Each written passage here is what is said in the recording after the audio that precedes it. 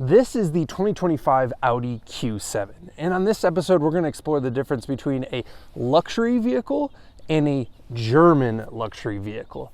They just hit different. We're going to do that by taking a look outside, inside. I'm going to show you the finer points of luxury vehicles and what really differentiates these German cars. We're going to try and cram a bike in the back to see how usable this SUV is. And last but certainly not least, we're going to take it on the road to see what it's like to drive. A stereotypical trait of German cars is that they're relatively conservatively styled. Now, BMW being the exception, because who knows what the hell they're doing right now, but look at Audis from 10, 15, even 20 years ago. They still look pretty good today. They do age well with time, and I think that's exactly why you buy something like the Q7. No, it's not flashy, but it's gonna look good for the foreseeable future and beyond, frankly. We're seeing it here today in Samurai Gray Metallic, which is sort of a funny name. I'm not sure what samurais have to do with gray, but has a ton of metallic flake in it, which looks fantastic in the sun. This car also has the black optics package, which in my opinion is kind of a must for Audis. What it does is it blacks out a lot of the trim. So all this trim around the windows, of course, the front grille, and even the Audi logo or rings up front are blacked out. It kind of gives it that kind of understated presence look that really sets these cars apart. But what I'd love to know is what you think about the looks of the Q7 in the comments below. Under the hood, there's not a whole ton to look at, of course, because of this massive engine cover, but under that is a 3-liter turbocharged V6 engine. There's a couple different engine options in these cars. The lower trim models get a 2-liter turbo 4-cylinder, but this is really the one that you want. That 4-cylinder, this is a pretty big car. It doesn't quite motivate it as well as this V6. This makes quite a bit more horsepower at 335 horsepower. It's also paired with a ZF 8-speed transmission, which is a bit ubiquitous in the German car scene. It's a fantastic transmission. The other thing that we should talk about, of course, is efficiency and fuel economy. 18 city, 23 highway. Although, based on what I've observed, those are pretty conservative numbers. You can probably do a little bit better than that. We're going to start off the interior in a unique way, but bear with me here. 2 door closes. Number one, I'm going to get the door close, and then it sucks it in. It has soft close. It also, if I just slam it, has an incredibly satisfying thud to it. This is what I love about German cars, is they have this bank-like quality to them, specifically on things like door closes, where it just kind of almost like a vacuum. There's no rattling whatsoever. It's just a very premium feeling experience. And this sounds really dumb, you know, to talk so much about a door close, but if you value these kinds of things, these kind of little details, this is the car for you. That's why I bring it up. Not for everybody, but for some people. The rest of this, you know, continues most of that experience. It's all super solidly mounted. If you push on things, they don't move. Some of these luxury cars I get in, I can literally like move the center console. There's nice use of materials in here. The stitching is excellent, and the leather is of nice quality. The only negatives that I'll say in terms of this car, at least for me, and it'll be up to you, is really this kind of screen usage. You have several screens here, from the gauge cluster, infotainment, down to the HVAC, and that's all fine. The HVAC is really my only problem. As you guys know, I always gripe about not having physical buttons.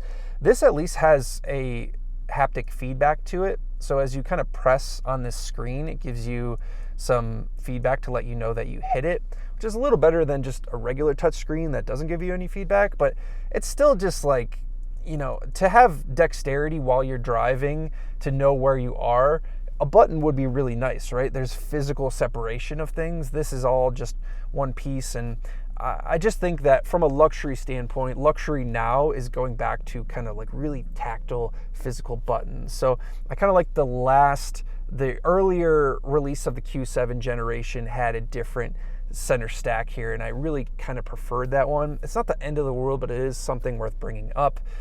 The other thing worth mentioning here is, of course, when you're paying $80,000, you would expect to get all the things in it. At least you do. And what I mean by that is all the technology, heated, cooled, massaging seats. You also get a top-down 360-degree camera in here, which I know is very important for people, Apple CarPlay, Android Auto, driving aids, adaptive cruise control, getting things like lane centering. Like I said, you pay for it, but it is all here if you want it. In terms of seating, already mentioned heated, cooled massaging, the leather, excellent quality, nice stitching. At least it feels soft. There is something to note here. The bolstering is showing a little sign of wear, and this car has 5,000 miles. Who knows what happens with these press cars, right? And they're all early releases, so I don't know if this is necessarily indicative of all these cars, because the rest of this feels very high quality, but it is something to note that potentially that bolster might get a little bit worn out relatively early. But the seats themselves, outside of that, are perfect, in my opinion, for this sort of daily driver, somewhat sporting aspirations with the V6 turbo engine here. They hold you in really well, but they're still really comfortable. So even though they offer a lot of support, they're not bad for long road trips. The middle row seats, plenty of room. I could sit behind myself at 6'1". I have plenty of headroom. Third row, really for children. It would be in a pinch, you could maybe get an adult back there. There's not a ton of room. Mostly used for having those seats down, and you have a lot of extra cargo room back there. Like I said, nice to have in a pinch. The other thing worth noting before we get into the bike test is the fact that this has an electronically adjustable, or I should say it's an air suspension, which is electronically adjustable. And that means you can adjust the height of the back up and down with just a little button, so it helps for loading things. I'll show you what that looks like now. You can get a pretty good gangster lean thanks to the air ride adjustment in the rear, which is operated with simply a button. I'm also a big fan of how the rear seats fold completely flat. I took an earlier version of this car to King of the Hammers a couple years ago and slept in the back with a full-size air mattress. A totally flat rear floor is underrated in terms of utility. As for the bike test, since so many people are going to be putting their muddy mountain bikes in their $80,000 SUV, yeah, it fits. As always, if you enjoy the bike test and the rest of the video, make sure you're hitting that subscribe button so you don't miss future videos.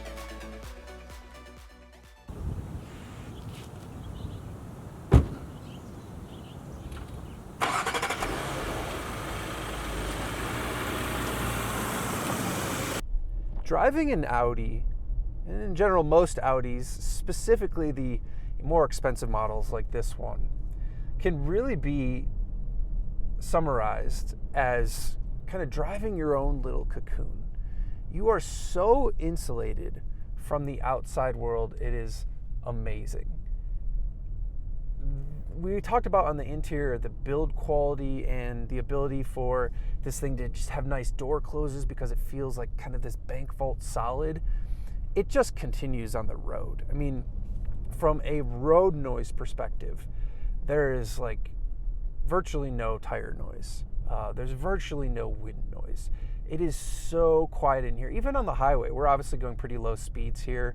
A little bit of a dusting of snow up here. But with the acoustic laminated glass, if you have a passenger in here, you could just whisper to them. Like seriously, it is so quiet. And that, like I said, even goes for being at highway speeds. The big reason you buy these is because you get in, maybe you've had a tough day, and you just kind of put your head back, you turn on the heated and massaging seats, and no matter what is going on in the world, we live in like a wild world right now. Like loud noises, lunatic other drivers, like nothing seems to really bother you in this car because once again, you're just like, it is like another world. It's almost like a little capsule that you kind of transport yourself in. That's why you buy these products, and that's why they're as good as they are and why people enjoy them. The level of noise, vibration, and harshness, NVH as we call it, in these cars versus traditional Japanese cars, it's just not on the same level as these German cars. It's just not. That quietness, ooh, a little drift there. We're on some like not appropriate tires for snow, so I wouldn't want to drive this on more than a dusting like we are. But anyways, it does have Quatro, so all-wheel drive is nice. But tires rule all in the snow. Let's always keep that in mind. And I'm bringing all this, this sort of capsule insulated experience up, which is funny because normally I talk about the powertrain and everything first, and that's not to say that the rest of this is bad. I mean, this driving experience is, I really have no complaints, like genuinely. I've talked about my qualms with the infotainment, or more specifically the HVAC controls, but like when you drive this, the steering is light, it's super natural, as is the brake, as is the gas pedal. Nothing is offensive here. The suspension is the other piece that is super nice here. You're getting that air ride, and air ride for whatever reason seems to primarily be a German luxury car thing. I think there are some Japanese cars that have air ride, maybe some American cars as well, but I think if you took all the luxury cars that have air ride, I think it's predominantly going to be dominated by German cars, and it just elevates the experience even more. So not only do you have a very quiet experience, but no road imperfections bother this thing. I mean, this is on pretty big wheels. I believe they're 21s or 22s. I believe 21s. You know, so not small wheels, not huge sidewalls on these tires, yet it soaks up the bumps. You know, what's impressive though is that we're going slow here because of the snow, but when I've been on twistier roads, and not that you're carving up a canyon, but this is actually, it drives smaller than it is. Like when you get in the twisties, it's actually pretty impressive what the air ride can do. Of course, if you're gonna, if anyone's taking their $80,000 Q7 off-road, you can raise up the suspension with the air ride, which is nice. But otherwise, it's doing a good job to level things out and just soak up bumps. Really, that's what you want, right? And I already kind of alluded to, I'm talking about all these peripheral things, but I haven't mentioned the engine and transmission yet. And once again, it's not because they're bad. They're actually very good. It's just that this experience, everything falls behind the scenes. In fact, the engine is so quiet, you barely hear it. It does have like a little warm resonance to it. You still pick up on the fact that it's a 6-cylinder, not some rattly 4-cylinder, but it's just so quiet. And makes good power. 335 horsepower, adequate for propelling this vehicle. It's not fast. I might call it quick. It's plenty quick enough to be able to get you in and out of, in and out of trouble, I guess. You know, just accelerating onto the highway, or maybe, you know, there's a specific scenario where you need to escort through traffic or whatever. Pretty quick to respond. The ZF 8-speed transmission is just super smooth. Like the shifts are basically imperceivable, and that's what you want in a product like this, right? It's not meant to be sporting. You can get the S, you can get the RS models if you want it to be sporting. It has enough sporting aspirations, and like I said, gets you places where you need to be without beating you up, having a harsh suspension, stuff like that.